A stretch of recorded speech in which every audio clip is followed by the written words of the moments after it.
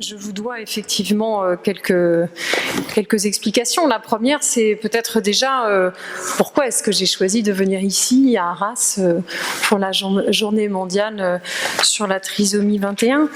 Bon, j'ai compris au fur et à mesure des interventions et des vidéos surtout que finalement vous aviez déjà eu les faveurs de Claire Chazal, qui est beaucoup plus connue que moi, n'est-ce pas?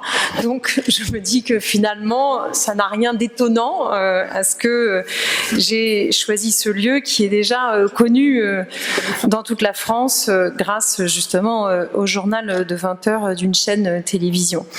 Et au-delà de la plaisanterie, clairement, bon, je sais déjà depuis le temps que je suis à ce poste de secrétaire d'État que le département du Pas-de-Calais est particulièrement dynamique.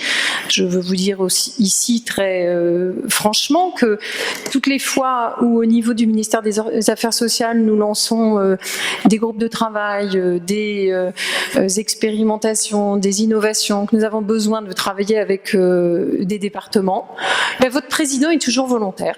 Alors, je sais qu'il est aussi très présent sur le terrain, mais il arrive à se démultiplier manifestement. Il a des élus qui l'entourent et je voulais vous le signaler parce que c'est vrai que c'est important pour pouvoir avancer. Et notamment, votre département est volontaire donc dans ce qu'on a appelé la démarche Une réponse accompagnée pour tous et qui correspond, enfin en tous les cas, la résidence répond à une partie de cette démarche puisque l'idée, c'est précisément que c'est l'idée de la liberté de choix. Et vous avez été nombreux à vous exprimer sur cette question. Moi, je vais vous dire très honnêtement, je suis aussi une militante de la liberté de choix. Mon engagement en politique, il est venu de là.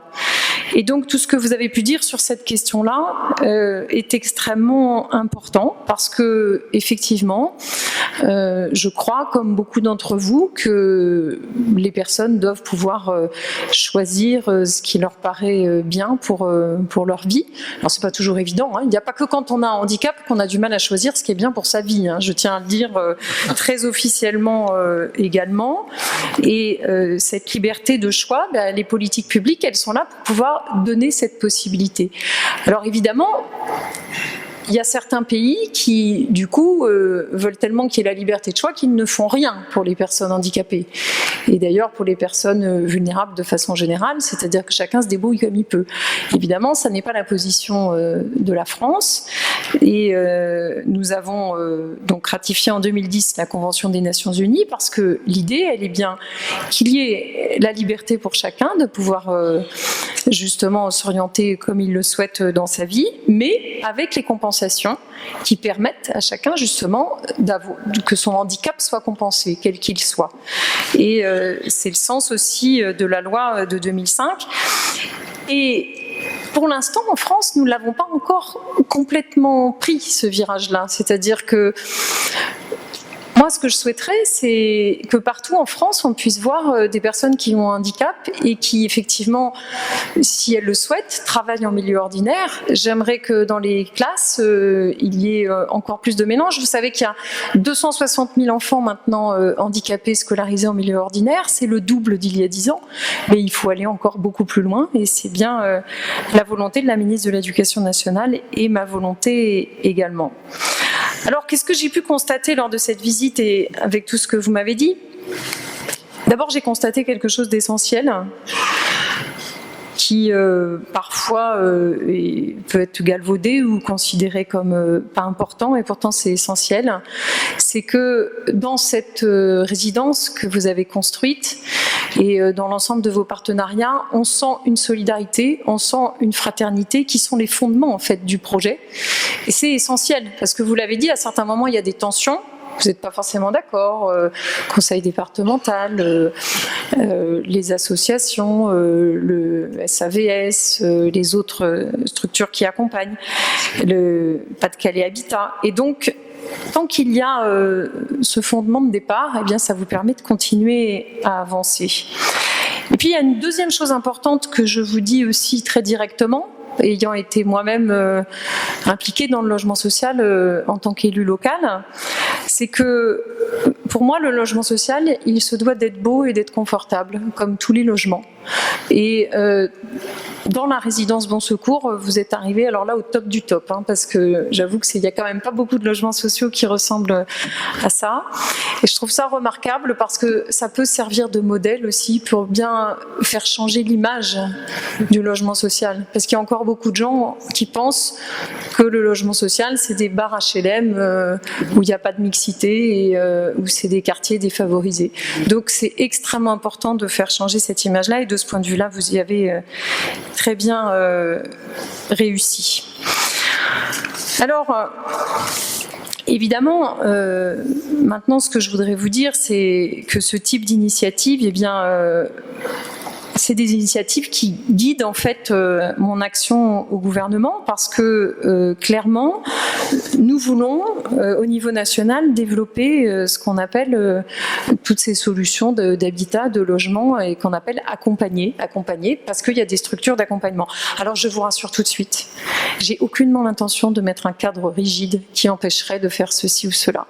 Chacun a compris que effectivement dans un certain nombre de situations on peut utiliser le droit commun, la prestation de compensation du handicap. Bon, l'aide sociale, j'ai compris que vous aviez un peu pris des chemins de traverse, mais pourquoi pas. Et puis qu'il y a aussi une volonté commune de pouvoir travailler ensemble. Pour ne rien vous cacher, courant 2015, donc j'ai fait un petit peu le tour, j'ai demandé à mes services de faire le tour de toutes les initiatives qui ont pu être prises, qui vont dans le même sens que cet îlot Bon Secours. Et en fait, il y en a un petit peu partout en France, qui sont différentes, mais qui peuvent se rapprocher aussi de ce que vous avez fait ici. Et moi, mon objectif avec la ministre du Logement, c'est que l'on puisse simplement lever quelques freins qui parfois empêchent un projet comme ça de se monter, pour que ça puisse se faire plus facilement. Donc c'est vrai pour la prestation de compensation du handicap, où effectivement il y a un groupe de travail avec les départements de France qui démarre sur la question de la prestation de compensation du handicap de façon globale. Et effectivement, moi, mon souhait, c'est de pouvoir sécuriser sur le plan juridique la mutualisation de la prestation de compensation du handicap, sans enlever bien évidemment le caractère individuel de cette prestation, puisque c'est la compensation d'un handicap, c'est par définition individuel. Mais pour autant, c'est vrai que dans ce type de solution de logement, si on peut en fait, ça veut dire quoi? Ça veut dire qu'on peut employer la même personne qui se déplace d'un logement à l'autre. Et finalement, c'est une solution tout à fait... vous n'êtes pas les seuls à le faire et c'est une solution vers laquelle, évidemment, il faut aller. Sur la question de l'emploi, vous avez dit beaucoup de choses aussi. Et c'est une question sur laquelle je suis également très engagée. Je pensais qu'on parlerait surtout de logement, mais on a parlé aussi d'emploi. Et donc, je veux vous dire aussi que ça n'est pas le hasard si les parlementaires ont voté en fin d'année dans le budget de la sécurité sociale le fait que désormais les ESAT, les établissements et services d'aide par le travail, ne seront plus financés. Avant, vous savez, c'était une ligne spéciale, c'était l'État, alors que tous les autres établissements médico-sociaux, c'était ce qu'on appelle l'ONDAM, c'est-à-dire la sécurité sociale. Désormais, ça sera dans le budget de la sécurité sociale. Pourquoi? Précisément parce que je souhaite que ce soit plus souple et que ce ne soit pas un budget séparé, mais qu'on puisse finalement faire beaucoup plus, que ce soit inclus finalement dans les contrats pluriannuels d'objectifs et de moyens que les tutelles engagent avec les gestionnaires. Et l'autre élément, c'est que je souhaite clairement officialiser la réalité de ce qu'est l'emploi accompagné, et donc les services d'accompagnement dans l'emploi ordinaire, et également officialiser une sorte de droit au retour. Si jamais on part des AT, quelqu'un l'a évoqué là, qu'on puisse y retourner. Donc évidemment, ça n'est pas encore fait parce que je ne vous cache pas que ça demande un certain nombre de négociations en amont pour pouvoir changer les choses de cette façon. Mais si j'en suis arrivée là, c'est précisément en écoutant ce que vous m'avez dit aujourd'hui et ce que un certain nombre d'autres m'ont dit avant vous, c'est-à-dire que les jeunes adultes, qu'ils soient handicapés ou pas, c'est à eux de choisir où est-ce qu'ils veulent aller travailler. Et le plus on va mettre des enfants en situation de handicap à l'école, avec les autres, le plus ils vont nous dire quand ils vont être adultes, non mais moi je veux aller travailler avec les autres. Et oui. Et donc, il faut qu'on se prépare à cela. Et c'est une discussion que j'ai depuis longtemps déjà avec les deux fonds qui financent les aides au poste, vous savez, dans le privé et dans le public, donc le FIPHFP et l'AGFIP. Parce qu'il y a vraiment quelque chose à construire. Donc là, j'ai vu que c'était le SAVS qui accompagnait, mais ça se fait pas partout en fait. Et finalement, c'est une des solutions. Voilà. Donc ce que je... Ah oui, et je veux aussi rassurer les jeunes hommes et jeunes femmes qui se sont exprimés sur leurs potentielles difficultés. Certains ont exprimé des difficultés éventuellement dans la gestion de leur compte en banque et comment gérer l'argent, etc. Je veux rassurer tout le monde ici. Il y a des tas de gens qui ont des problèmes avec leur compte en banque et la gestion des comptes en général et qui n'ont pas du tout de handicap officiel. Hein. Ça, je pense... Non, mais il faut le dire, parce qu'après, on a des préjugés. Il faut vraiment... quant à certains qui pourraient avoir des soucis éventuellement avec les repas, je tiens à dire aussi qu'il y a des tas d'hommes qui ne sont absolument pas autonomes quand il s'agit de la question des repas. Et donc, c'est absolument pas non plus spécifique à un handicap. Tant qu'à faire sauter les stéréotypes, allons-y. Et oui. Voilà. Donc, c'était pour vous détendre. Donc, pour résumer, je voudrais vous remercier encore de tout ce que vous avez pu dire. Je crois qu'il est extrêmement important que vous ayez aussi mixé les prises de parole, parce qu'il était très intéressant d'entendre à la fois des professionnels du monde du handicap, qui est forcément le monde dans lequel je suis amenée à évoluer, mais aussi évidemment les associations et des associations assez diverses, mais aussi le monde de l'entreprise, public comme privé. Et du coup, c'est vrai qu'on a pu avoir les points de vue des uns et des autres.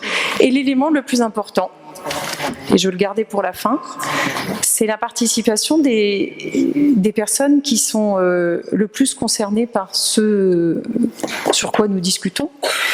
Et ça, c'est le fil conducteur de ce que je fais dans mon ministère, c'est qu'il y ait toujours la participation des personnes dans tous les projets et toutes les politiques publiques. Parce que si on n'écoute pas les personnes elles-mêmes, bah vous savez, la plupart du temps, on se trompe en fait. Et donc, il est important que dans toutes les tables rondes et toutes les instances que nous mettons en place, il y ait toujours les personnes concernées. C'est aussi le sens du plan d'action pour le travail social que nous avons annoncé récemment avec Marisol Touraine. Et l'idée, justement, on va bientôt diffuser une sorte de mode d'emploi pour aider l'ensemble des collectivités et des institutions diverses et variées à tous les étages de la décision en France. Il faut qu'il y ait des personnes qui sont concernées par ce qu'on va décider. Donc quand c'est dans le domaine de l'exclusion, bah, c'est des personnes qui sont précaires. Quand c'est le domaine du handicap, c'est des personnes qui sont elles-mêmes avec un handicap. Quand c'est les personnes âgées, il faut qu'il y ait des gens qui soient âgés, qui sachent ce que c'est. Parce que, eh bien, il y a besoin de ce regard-là pour pouvoir rectifier si nécessaire. Parce que les décideurs publics, les élus, certes sont proches du terrain, mais n'ont pas toujours la science infuse. Et donc, il est important qu'on puisse avoir, et puis qu'on fasse participer les uns et les autres, parce que c'est aussi ça la citoyenneté. Et donc, c'est probablement ce qu'il y a de plus important, et à mon avis, ce qui a fait que votre projet est si réussi. Donc, merci mille fois, et il n'est pas impossible que je puisse vous demander à nouveau, vous solliciter d'autres fois pour vous demander certains détails et sur ça, comment vous y êtes pris, etc., pour permettre d'améliorer encore les choses et pour que l'îlot Bon Secours puisse faire plein de petits partout en France.